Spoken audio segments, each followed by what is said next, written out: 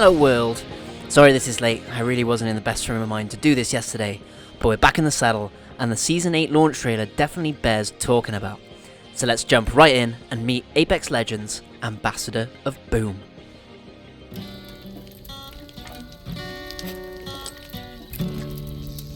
Yeah, nah, that entrance maybe got a bit out of hand, eh? Yeah, nah. He's the master of mayhem, the salvation of Salvo. Someone's clearly compensating. It's a big boat, though. Big boat though. Please welcome you. Man knows how to treat a crowd. G'day, Kings Canyon! You lot ready for the biggest party in the outlet? I love that undercut and that shot is brilliant. Walter Fitzroy, Oh, Maggie! Maggie! bring me this traitor's other arm or say bye-bye to your precious game. That might come back at some point. Maggie, these people came to see a show. Then let's give them a Oh shit. No. I like that he doesn't want the violence to perpetuate. It seems that there's way deeper of a meaning to him joining the games than just bringing the fun as sort of suggested. Like he wants to try and help settle tensions, but not everyone's going to see it that way. Well played, Wally. But you know, every show needs a big finish. You can't stop Mags making a statement.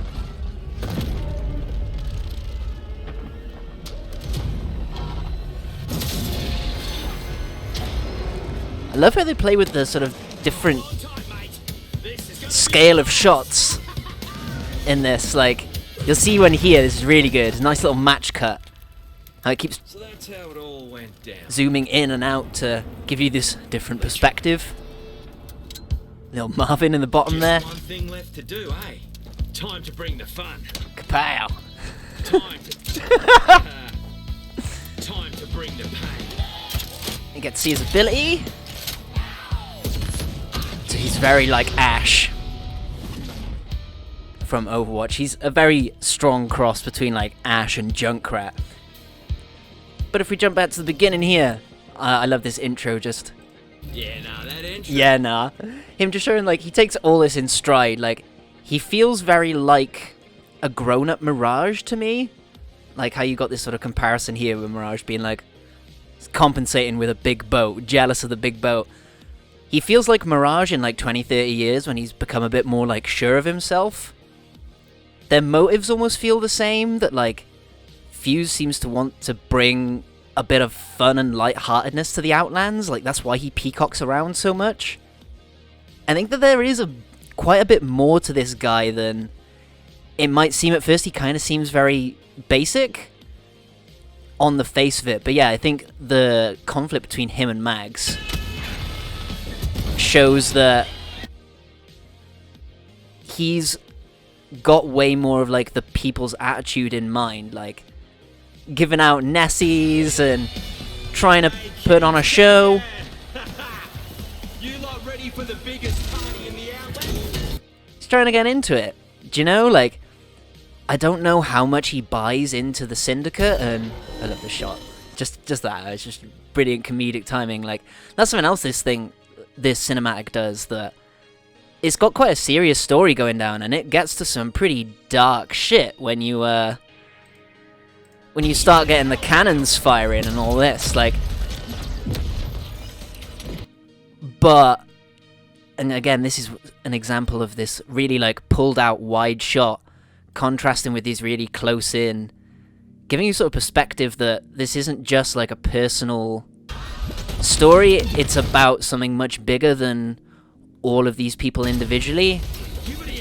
But then it like keeps the sort of light-hearted campness, just like, yeah, conveniently short-circuiting a giant ship.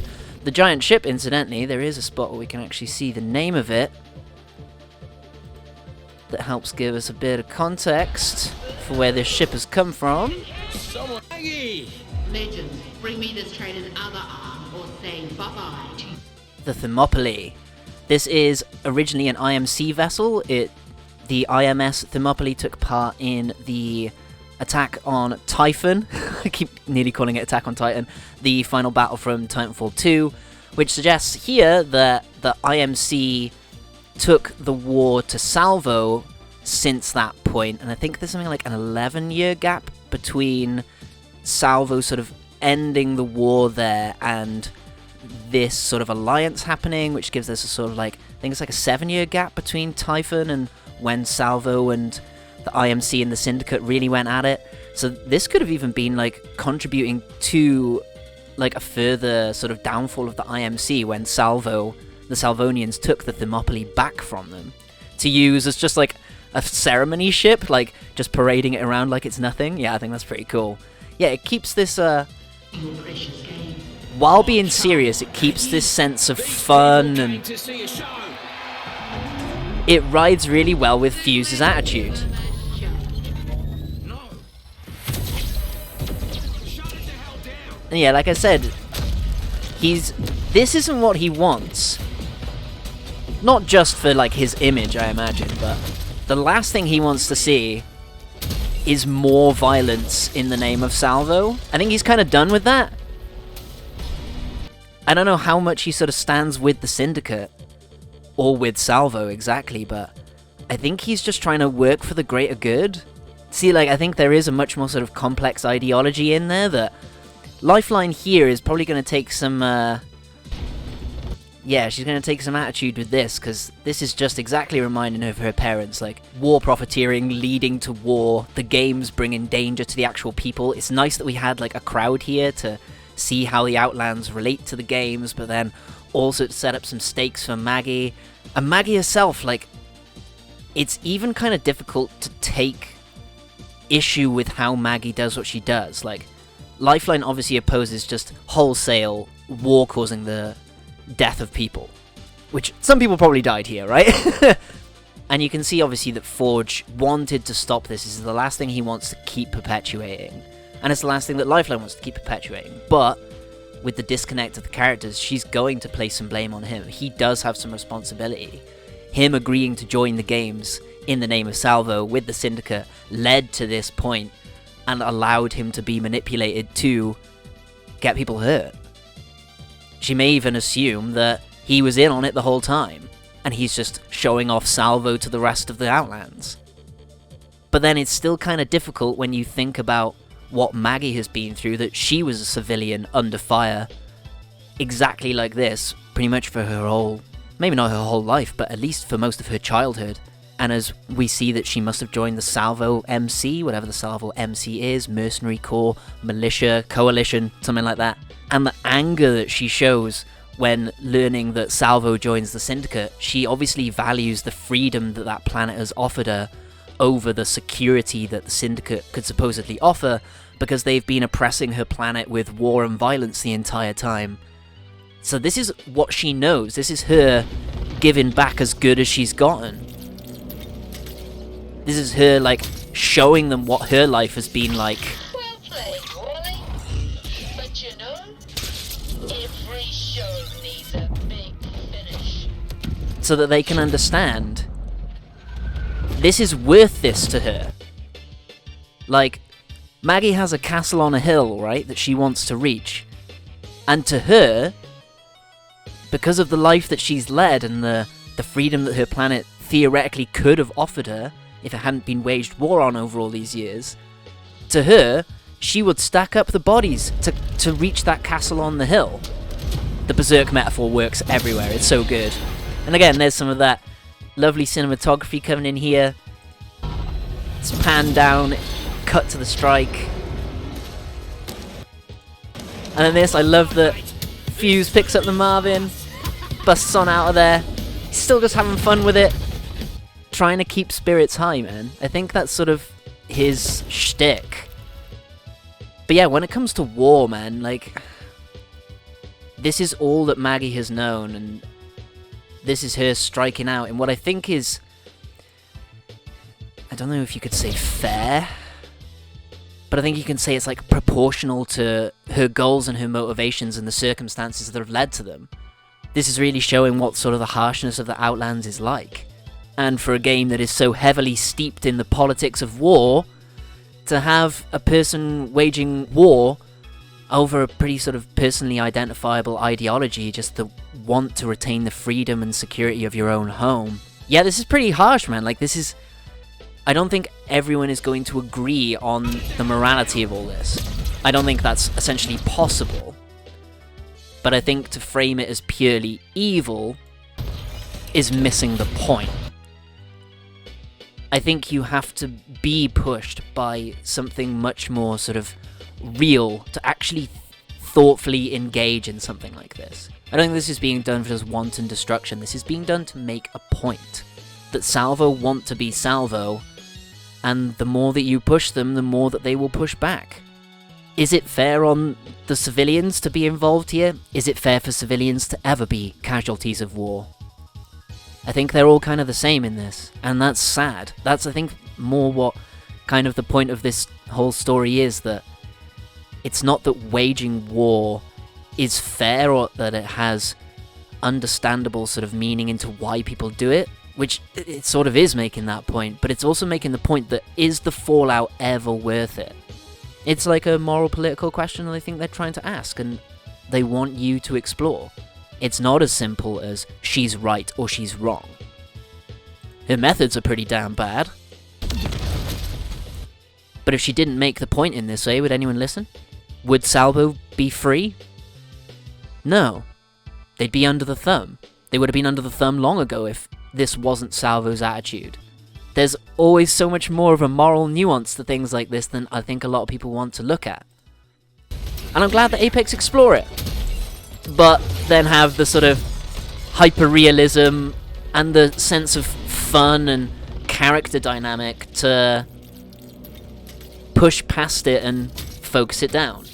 This is a bigger thing than our individuals, but it means things to those individuals on like a really heartfelt level as well. I hope we're going to see more of Mad Max. I hope that she has more to do. Could this even tie into like a Season 8 quest?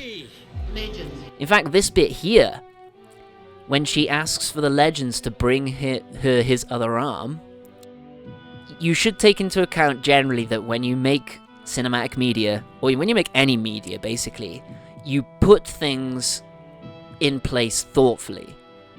Like, as this line is said about taking care of views for some kind of reward from Maggie, like, even if just to stop her from trying to blow the fucking games up all the time. The fact that you show these three characters, one could just be that, you know, we've got the two people who destroyed King's Canyon initially, and it's just trying to sort of establish a pattern. But when you have someone like Horizon, who is prepared to theoretically do anything, and will explore any and every avenue she can to get back to her son, which more lore got released on today, which I'll be getting back to in a little video later, this could be an offer that she might want to take up. This could be an offer that any of these three, and more of the Legends included, might feel is worth taking up. Crypto might want to make some sort of bargain to help fight against the Syndicate from the inside. Horizon could be like, hey, have you got any other old remnants from the war that might contain some Branthium that I could use? Fuck it, give me some Branthium, I'll just kill him for you. Easy. Laudable I'm a little less sure on, but there is at least the pattern that when she was introduced, she was misleading and ultimately betrayed a bunch of the Legends, and has had to make amends for it.